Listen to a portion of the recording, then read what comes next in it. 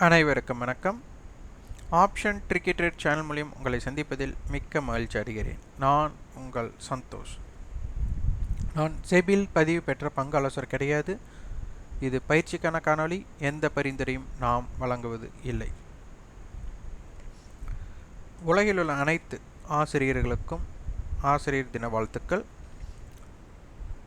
ஆசிரியர்கள் அப்படின்னா குரு மட்டும் கிடையாது. நம்மளுக்கு யாரெல்லாம் சிறந்த எடுத்துக்காட்டாகவும் சிறந்த வழிகாட்டியாகவும், அதனால் குரு மானசை குரு அப்படிங்கிறதும் முக்கியம். அது மாதிரி யாரெல்லாம் நம்மளுக்கு ஒரு சிறந்த வழிகாட்டுதல்கள், நம்ம வாழ்க்கையில் சிறந்த விளங்க யாராவது ஒரு புதிய யோசனையோ சிறந்த யோசனையோ தெரிவித்து நம்மளுக்கு யாரெல்லாம் ஒரு ஊன்றுகோல் போற இருக்கிறாங்களோ அவங்க எல்லாருமே நம்மளுக்கு ஒரு ஆசிரியர் தான். அதனால் எல்லாத்துக்குமே முதல் ஆசிரியர் அப்படிங்கிறது தந்தையாக இருக்கிறதுக்குண்டான வாய்ப்புகள் மிக அதிகம். ஏன்னா அவர் தான் அவருடைய அனுபவத்தையும் சரி நம்ம எப்படி போகணுங்கிற ஒரு முதல் வழிகாட்டி அவங்களா தான் இருப்பாங்க. அதனால் ஒவ்வொரு தந்தையரும் நம்மளுக்கு ஒரு ஆசிரியர் தான். அதனால் தந்தை தாய் எல்லாருமே முதல் அவங்களுக்கும், அதுக்கப்புறம் குருவுக்கும், அதே மாதிரி நம்மளுக்கு மானசீகமாக இருக்கக்கூடிய அனைத்து குருக்களுக்கும் நம்மளுக்கு யாரெல்லாம் சிறந்த வழிகாட்டுதல் கொடுத்தாங்களோ அவங்க அனைவருக்குமே இன்றைய தினத்தை சமர்ப்பிக்கிறேன். வாங்க காணொளிக்குள்ள போகலாம். ஆப்ஷன்ஸ் ட்ரேடர் முதல் தெரிஞ்சுக்க வேண்டிய ஒரு விஷயமே பார்த்திங்கன்னா, நம்மளுக்கு ஆப்ஷன்ஸ் பையிங் இருக்குது, ஆப்ஷன்ஸ் செல்லிங் இருக்குது. இது கொண்டு வரப்பட்டது நோக்கமே ஆப்ஷன் செல்லருக்காக. அப்போ ஆப்ஷன்ஸ் பையர் நல்லா யோசிக்கணும். எங்கே அப்படின்னா, ஆப்ஷன்ஸ் செல்லர் எங்கே லாஸை புக் பண்ணுவாங்க. அவங்க லாஸ் புக் பண்ணுறது வாய்ப்பு கம்மி. ஆப்ஷன் செல்லர் எங்கே ப்ராஃபிட்டை புக் பண்ணுவாங்க, அந்த இடத்துல என்ன வேணும். அப்போ ஆப்ஷன் செல்லரை பொறுத்தவரை லாஸ் புக் பண்ணுறாங்கன்னா உங்களுடைய ஆப்ஷன் பையராக உங்களுடைய ட்ரேட் எங்கே இருக்கும்னா ப்ரீவியஸ் க்ளோஸ்க்கு மேலே இருக்கும். ஆப்ஷன் செல்லர் ப்ராஃபிட்டை புக் பண்ணுறாங்கன்னா உங்களுடைய ஆப்ஷன்ஸ் பையர் ஆகிய ட்ரேட் ப்ரீவியஸ் க்ளோஸுக்கு கீழே இருக்கும். இதை லாஜிக். அப்போ இந்த இடத்துல ஒரு டிகே ஏற்பட்ட பின் தான் நம்மளுக்கு இம்பேக்ட் ஆகுது. அப்போ அந்த இடத்துல ப்ராஃபிட் புக் பண்ணுற இடத்துல எப்போவுமே பார்த்தீங்கன்னா ஒரு ஸ்பீடு இருக்கும். இந்த ஸ்பீடை தான் அனுபவிக்கணும் ஆப்ஷன்ஸ் பையர்.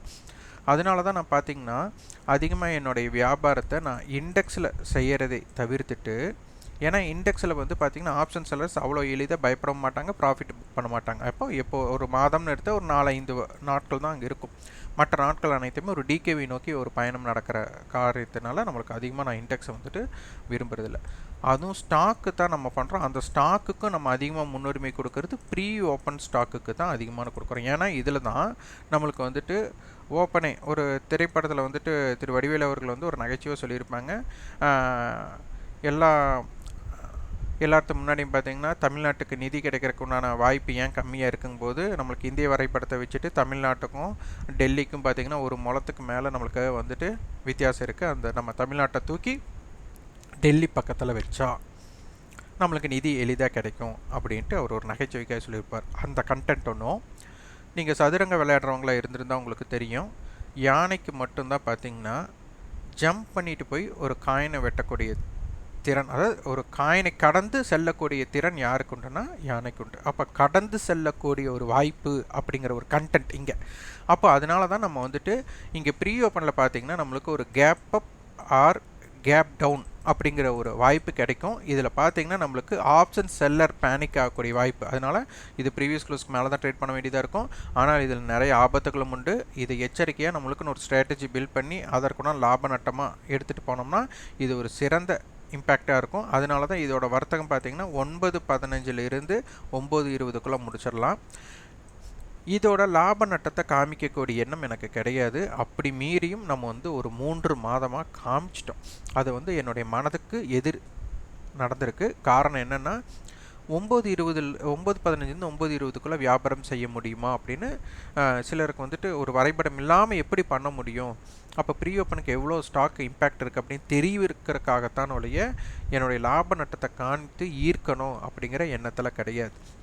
அதனால தான் நம்மளுடைய லாப நஷ்ட கணக்கை நம்ம காண்பிக்கிறது இல்லை. சிலர் இதை எப்படி வேணாலும் எதிர்மறையாக பேசலாம். அதனால் நான் அவங்கள பற்றி நம்ம பேசலை. எப்போதுமே நம்மளுக்கு வந்து ஒரு தாக்கம் இருக்கணும், ஒரு இம்பேக்ட் இருக்கணும், அந்த ஸ்பீடு இருக்கணும். அந்த ஸ்பீடு வந்துட்டு எங்கே இருக்குன்னா ஆப்ஷன் செல்லர் ப்ராஃபிட் புக் பண்ணுற இடத்துலையும் லாஸ் புக் பண்ணுற இடத்துல தான் இருக்கும். அப்போ உங்களுடைய ஸ்ட்ராட்டஜி என்னவாக இருக்கும்னா இந்த 2 இடங்களையும், அப்போ ஆப்ஷன் செல்லர் லாஸ் புக் பண்ணுற இடமா இருந்தால் நீங்கள் ப்ரீவியஸ் க்ளோஸ்க்கு மேலே ட்ரேட் பண்ணும்போது உங்களுக்கு ப்ரீமியம் ஹையாக கொடுத்து வாங்க போகிறீங்க. அப்போ என்ன ஆகும், அதில் உங்களுக்கு ஏமாற்றம் வந்ததுன்னா அது பெரிய லாஸாக போயிடும். ஆனால் ஆப்ஷன் செல்லர் ப்ராஃபிட் புக் பண்ணுற இடமா இருந்ததுன்னா நீங்கள் ப்ரீவியஸ் க்ளோஸ்க்கு கீழே தான் பண்ண போகிறீங்க. அப்போ என்ன ஆகும்னா உங்களுக்கு நட்டம் குறைவாக இருக்கும். சப்போஸ் அது வந்துட்டு உங்களுக்கு இம்பேக்ட் கிரியேட் பண்ணுற மாதிரி இருந்தால் ரிவார்டு வந்து பெருசாக இருக்கும்.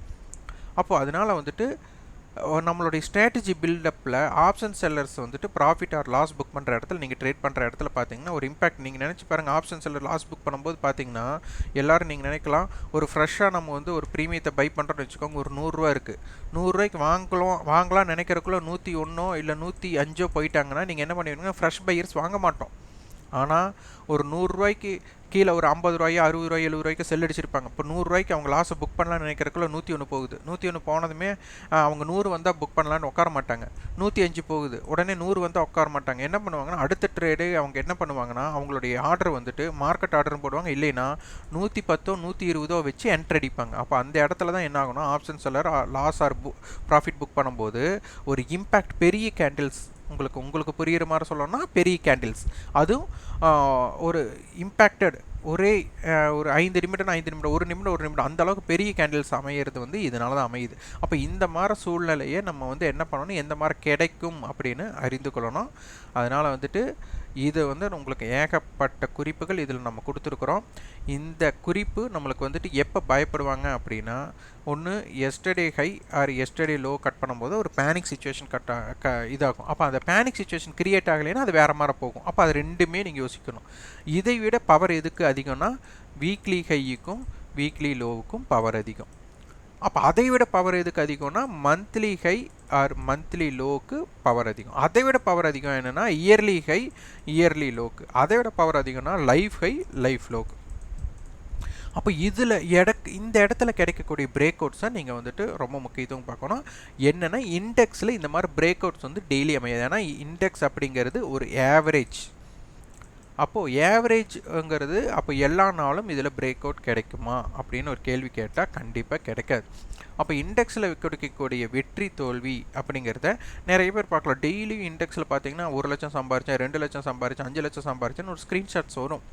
ஆனால் நீங்கள் வந்துட்டு அவங்களுக்கு பே பண்ணி அந்த கால்ஸை வாங்கினீங்கன்னா ஒரு நாளாச்சும் அந்த மாதிரி பண்ணியிருக்காங்களான்னு நினச்சி பாருங்கள். ஒரு நாள் பண்ணலாம், 2 நாள் பண்ணலாம், 3ஆவது நாள் அப்படியே டோட்டல் தான் உங்களோட கேபிட்டல் லாஸ் ஆகும். காரணம் என்னென்னா முழு முதலீடை அவங்க பயன்படுத்த சொல்லுவாங்க. முழு முதலீடை பயன்படுத்தி நீங்கள் எப்படி வந்துட்டு இப்போ பார்த்தீங்கன்னா இந்தியா எந்த பொருளாதாரம் வீழ்ச்சி அடையும் போதும் கூட இந்திய பொருளாதாரம் வந்துட்டு மீண்டும் நிலை பெற்று இனதுக்கு காரணம் நம்ம கிட்ட இருக்கக்கூடிய சேமிப்பு. அப்போது நம்ம பங்கு சந்தையில் மட்டும் ஏன் நம்ம அந்த சேமிப்பு படி நம்மளுக்கு தெரிஞ்ச இப்போ பார்த்தீங்கன்னா ஒரு விவசாயிகள் எடுத்துட்டா ஒரு விவசாயிகள் பார்த்தீங்கன்னா இப்போ 1 ஏக்கர் நிலம் இருக்குது அப்படின்னு வச்சுக்கோங்க. அந்த 1 ஏக்கர் நிலத்துக்கு இப்போ எங்கள் ஏரியா வந்து கிராம பகுதி அப்படிங்கிறனால ஒரு தக்காளி பயிரிடுறது வந்து அதிகமாக இருக்கும். அப்போ தக்காளி பயிரிடுறாங்கன்னா இந்த 1 ஏக்கரை என்ன பண்ணுவாங்கன்னா ஒரே முறையில் பண்ண மாட்டாங்க. இது ஒரு 4 3 2 அப்படி பிரித்துட்டு ஒரு இன்னைக்கு பயிரிடுறாங்க அப்படின்னா அடுத்து ஒரு 10 நாள் 15 நாள் கழித்து இந்த பகுதி பண்ணுவாங்க. அதுக்கப்புறம் ஒரு வாரம் கழித்து இதை பண்ணுவாங்க, இன்னொரு வாரம் கழித்து இது பண்ணுவாங்க. அப்படி என்ன ஆகும்னா விலை மாற்றங்கள் அறுவடை செய்யும்போது வந்து விலை மாற்றங்கள் ஒரு டைம் மிச்சம் இருக்கலாம், ஒரு டைம் வந்து கம்மியாக இருக்கலாம். அப்போது விலை அதிகமாகவும் போகிறக்கு வாய்ப்பு இருக்குது, கம்மியாக போகிறக்கு வாய்ப்பு இருக்குது. அப்போது ஒரே முறை செஞ்சுட்டா அந்த விலை அதிகமாக கிடைக்கும் போதே அறுவடை கிடச்சிதுன்னா அது பெரிய ஜாக்பாட்டாக மாறும். அப்படி இல்லாமல் இவங்க கிட்டேருந்து அறுவடை கடந்து வரும்போது அன்றைக்கி வந்து மார்க்கெட்டில் சந்தையில் வந்து விலை இல்லை அப்படின்னா அவங்களுக்கு மொத்தமாக நஷ்டம் அடைஞ்சிடுவாங்க. அப்போ என்ன பண்ணுவாங்கன்னா அதை பிரித்து செய்து ஏதாச்சும் ஒரு 2 மாதம்னு வச்சுக்கோங்க, அதில் எப்படியாச்சும் ஒரு 15 நாட்கள் வந்துட்டு ஒரு விலை அதிகமாக கிடைக்கக்கூடிய வாய்ப்புகள் அமையலாம். அப்போ அந்த நேரத்தை அவங்க கேப்சர் பண்ணுறதுக்காகத்தான் இந்த மாதிரி பண்ணுவாங்க விவசாயிகள். அப்போ ஒரு விவசாயத்திலேயே அவங்க இப்படி பண்ணுறாங்கன்னா அப்போ நீங்கள் முதலீட்டை ஆப்ஷன் வர்த்தகத்தில் அது பையராக முழு கேபிட்டலை பார்த்தீங்கன்னா 5 லட்சம் பயன்படுத்திடுறேன், 2 லட்சம் பயன்படுத்தி போச்சு, 10 லட்சம் பயன்படுத்தி போச்சு அப்படின்னு சொல்லிகிட்டே இருப்பாங்க. ஆனால் அதிலிருந்து என்ன கற்றுக்கிட்டீங்க அப்படின்னு கேட்டால் யாருக்கும் என்ன தெரியாது. அதனால் முதலில் ஆப்ஷன் வர்த்தகத்தை பற்றி செய்யுங்க. அது எப்படி செய்யணும்னு நினச்சிக்கோங்க. பையராக செயல்படுறீங்களா செல்லராக செயல்படுறீங்களான்னு பாருங்கள். அதில் நீங்கள் வந்துட்டு ஆப்ஷன் பையராக இருந்தீங்கன்னா அதிகபட்சம் உங்களுடைய வர்த்தகம் வந்துட்டு ஆப்ஷன் செல்லர் ப்ராஃபிட் புக் பண்ணுற இடத்துல நீங்கள் பண்ணிங்கன்னா உங்களுக்கு ரிவார்ட் ரேஷியோ அதிகமாக கிடைக்கும். இதுதான் ரொம்ப ரொம்ப முக்கியம். இதை முற்றும் பின்பற்றினீங்கன்னா 10 ட்ரேடு பண்ணுறீங்கன்னா 8 ட்ரேடு லாஸ் அப்படின்னு நீங்கள் புக் பண்ணிங்கன்னா 2 ட்ரேடு ப்ராஃபிட்டை புக் பண்ணக்கூடிய அமௌண்ட்டே இந்த 8 லாஸை கவர் பண்ணும். அதுதான் ஆப்ஷன் செல்லர் வந்து ப்ராஃபிட்டை புக் பண்ணுற இடத்துல ட்ரேட் பண்ணுறதுக்குண்டான இம்பேக்ட். அப்போ இதை நன்றாக கற்றுக்கொண்டால் ஆப்ஷன்ஸ் பையர்ஸ்ன்னு நிறைய சம்பாதிக்கலாம். இங்கே வந்து நம்மளுக்கு செபி வந்து 99% நஷ்டம் பண்ணுறாங்க அப்படின்னா நீங்கள் வந்து பாருங்கள் இந்த மாதிரி வர்த்தகத்தை செய்வீங்க. இன்றைக்கி டிகே ஃபுல்லாக டிகே நடந்தது. அப்போ இந்த டிகே வரும்போது நான் நினச்சது நடக்கும்ன்ட்டு காலோ புட்டோ 2 வாங்கியிருந்தால் 2மே சேர்ந்து கரைஞ்சது. இந்த மாதிரி வர்த்தகத்தை நம்ம ஈடுபடவே கூடாது. அப்போ ஒரு விஷயம் டிகே நடக்குது அப்படின்னு நீங்கள் கண்டுபிடிக்கிற திறன் உங்கள் கிட்ட இருக்கணும். டிகே அப்படின்னா தேய்மானம். இப்போ வந்து ஒரு வண்டி வாங்கினீங்கன்னா அந்த வண்டி வந்துட்டு ஒவ்வொரு டைமும் டெப்ரிஷியேஷன் அப்படின்னு சொல்லுவாங்க. அப்போ அந்த டெப்ரிஷியேஷன் ஆகிறது தான் டிகே ஆகிறது. அதாவது நம்மளுக்கு அருணாச்சலம் படத்தில் வந்து 30 கோடி ரூபாய் பற்றி சொல்லியிருப்போம். 30 கோடி ரூபாயை 30 நாளில் செலவு பண்ணோன்ட்டு. அப்போ இங்கே கிடைக்கக்கூடிய ஓடிஎம் ப்ரீமியமை 0 ஆக்கணும். அதுதான் டிகே. இது நன்றாக புரிந்து கொள்ளுங்கள். புரிந்து கொண்டு வியாபாரம் செய்யுங்கள். யாரையும் நம்ப வேண்டாம். உங்கள் சொந்த காலில் நிற்க முற்படுங்கள். ஒரு குழந்தை பார்த்தீங்கன்னா நடக்க தொடங்கும் போது திடீர்னு விழுவாங்க. ஐயோ விழுகிறமே அப்படின்ட்டு நடக்காமல் இருக்க போகிறதில்ல. அப்போது அந்த நடக்கிறாங்கன்னா அப்போ விழுகிறத வந்துட்டு அதில் கிடைக்கக்கூடிய அனுபவத்தை அப்போ நம்ம ஏன் விழுந்தோம், ஏன் தடுமாறணும், அப்போ அதை சரி பண்ணி போகலாம் அப்படின்னு குழந்தைகள் வந்துட்டு ஒவ்வொரு ஸ்டேஜில் ஒவ்வொரு முன்னேற்றம் ஆகும். அப்போது இங்கே நீங்கள் பங்கு சந்தை வர்த்தகத்துக்கு வரீங்கன்னா நீங்கள் குழந்தையாக பாவித்து கொள்ளுங்கள். குழந்தை எப்படி வந்து அந்தந்த நேரத்திற்கு ஒரு முன்னேற்றம் அடைகிறது, அந்த முன்னேற்றத்தின் அடிப்படையில் நீங்கள் போகணும். இங்கே வந்து நானும் ரவுடி தான் அப்படிங்கிற எண்ணத்தில் இங்கே வர்த்தகம் செய்யக்கூடாது. அப்படி ட்ரேட் செஞ்சீங்க அப்படின்னா நீங்கள் ட்ரேடர் கிடையாது. நான் ட்ரேட் பண்ணுறேன், நான் பை செல் எனக்கு தெரிஞ்சதுனால நான் ட்ரேடர் அப்படின்னு நீங்கள் நினச்சிட்டிங்கன்னா அது ஒரு பெரிய தவறாக அமைந்துவிடும். அதனால் கற்றுக்கொண்டு எதையாக இருந்தாலும் முற்படுங்கள். அது சுய கற்றலாக இருக்கலாம், இல்லை யாரிடம் கற்றுக்கொள்ளலாம், அது உங்களோட இஷ்டம். இல்லை நீங்கள் வந்துட்டு கட்டண பயிற்சி நடத்துகிறீங்க, அந்த கட்டண பயிற்சிக்காக ஆட்களை சேர்ப்பதற்காக வளைவிருக்கிறீர்கள் அப்படின்னு கூட சிலர் நினைக்கலாம். அப்படிப்பட்ட எண்ணம் எனக்கு கிடையாது. நீங்கள் சுய ஆய்வும் செய்யுங்கள் அப்படின்னு தான் நான் அடிக்கடி சொல்லிகிட்டே இருப்பேன். அதனால் ஆய்வுகள் செய்வது ரொம்ப ரொம்ப முக்கியம். வாங்க இன்றைய காணொலியில் போகலாம். இன்றைக்கி பார்த்திங்கன்னா மார்க்கெட் நேற்றைய ஹைக்கு மேலே ஆரம்பம் செஞ்சாங்க. அதை முக்கியமாக பார்க்கணும். கொஞ்சம் ஷார்ட் அண்ட் ஸ்வீட்டாக பார்த்தலாம், ஏன்னா ரொம்ப நேரம் நான் பேசிட்டேன். அதுவே 12 நிமிடம் ஆயிடுச்சு. ஒரு 3 நிமிடத்துக்குள்ளே நான் வந்துட்டு முடிக்கிறதுக்கு முற்படுறேன். இல்லைனா நம்மளுக்கு வந்து நாளை காலையில் வந்துட்டு பேங்க் நிஃப்டி பற்றி பார்த்துக்கலாம்.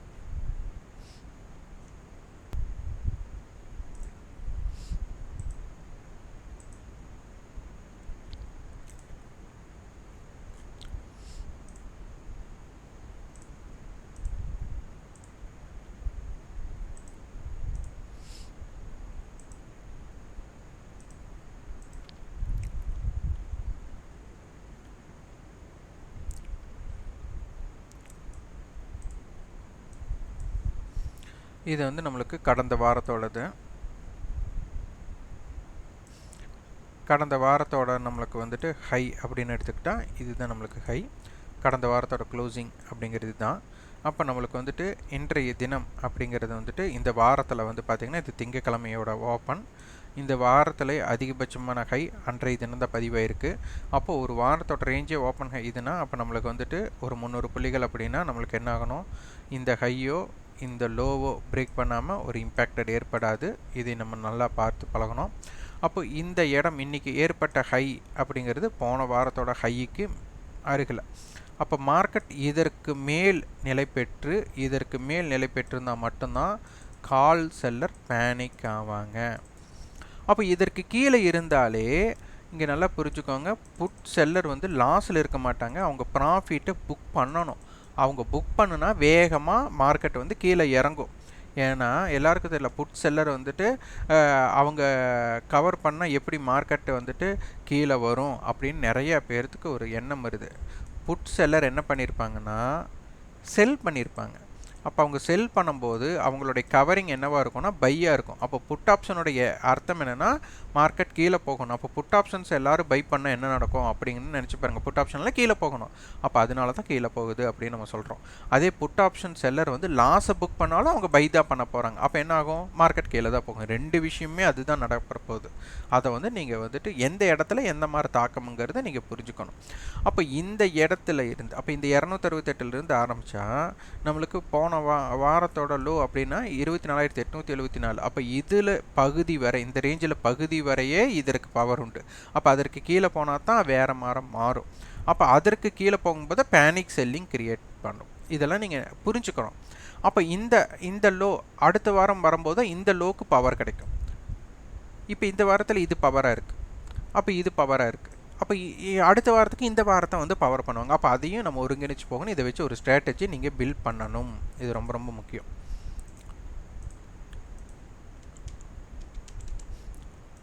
நேற்று பார்த்தோம் 25,100 மையமாக வச்சு 25,000 to 25,200 பார்த்தோம். இன்றைக்கி 25,200க்கு மேலே மார்க்கெட் வந்தாலும் என்ன பண்ண முடியல, நிற்க முடியல.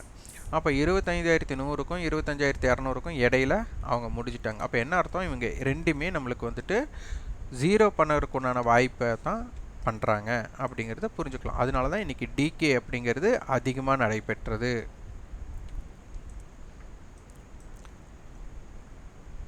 இப்போ எக்ஸ்பெரி நம்ம போய்க்கலாம். அடுத்த எக்ஸ்பெரி நான் மாற்றுறேன், 12 எக்ஸ்பெரி. இப்போ இதில் பார்த்தீங்கன்னா இப்போ என்ன கொடுத்துருக்காங்கன்னா 25,200 போட்டு கொடுத்துருக்காங்க. 25,200 அப்போ ஸ்ட்ரேடல் அப்படிங்கிறது இங்கே நடைபெற்றிருக்கு. அப்போ 25,200 அப்போ மார்க்கெட் வந்துட்டு 25,200 புட் ஆப்ஷன் விலை ஜாஸ்தியாக இருக்கனால 25,190 ஃபியூச்சர் இருக்காங்க. அப்போ ஒரு சற்று ப்ரீமியத்தில் இருக்கிறதா நமக்கு தெரியுது. அப்போ 25,200 புட் ஆப்ஷன் வந்துட்டு ₹160 அப்படின்னா 25,040 இந்த செப்டம்பர் மந்த்துக்கு உண்டான, செப்டம்பர் மந்த்னா வீக்லி அந்த எக்ஸ்பைரிக்கு உண்டான இம்பேக்ட் ஸ்பாட்டுக்கும் பொருந்தும். 25,200 காலுடையது ₹190. அப்போ 25,390. இப்போ க்ளோசிங் பார்த்தா ரெண்டுமே 140. அப்போ 25,060 இங்கே 25,340 இதுதான் இம்பேக்டட் ஃபைட்டிங் பிளேஸாக இருக்க போகிறாங்க. இந்த ரெண்டு ப்ரீமியத்தை நம்ம ஆட் பண்ணால் கிட்டத்தட்ட ₹300 வரும். நம்ம 300னே ஒரு ரவுண்ட் ஆஃப் எடுத்துக்கலாம்.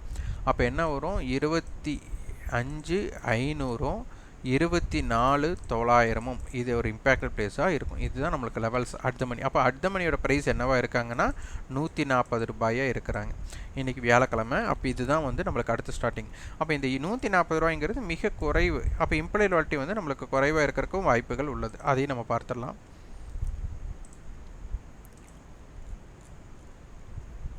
இம்ப்ளாய்டு வாலிட்டி இது குறைவாக இருக்குது.